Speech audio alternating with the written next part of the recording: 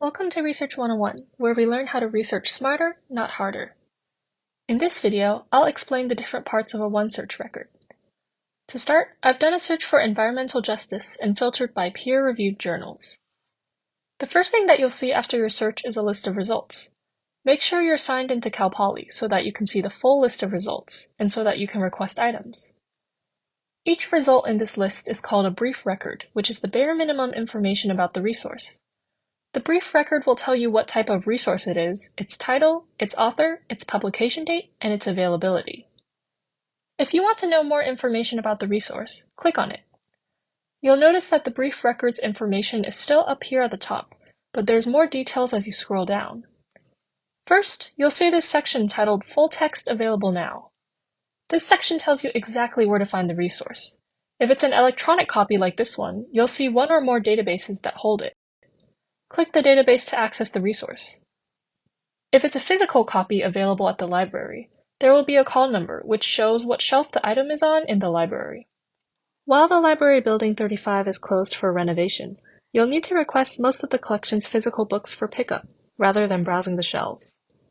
There is a small collection of physical resources available for browsing in the library's temporary location in Crandall Gym.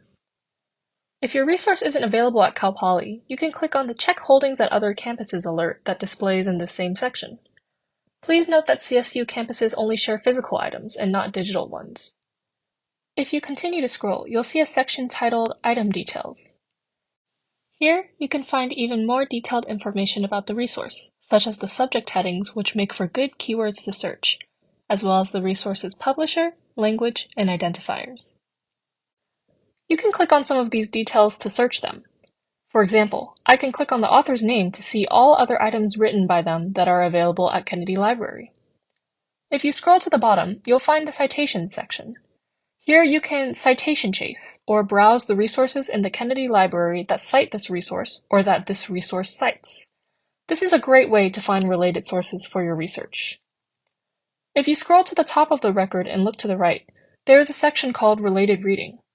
As the title indicates, these resources are related to the resource you're viewing, so they're worth checking out. Lastly, if you're looking at a physical resource, like a book or an online video, the record will look slightly different, but the information contained within it is generally the same. When in doubt, use the 24/7 live help chat for questions. That's it for now. Happy searching!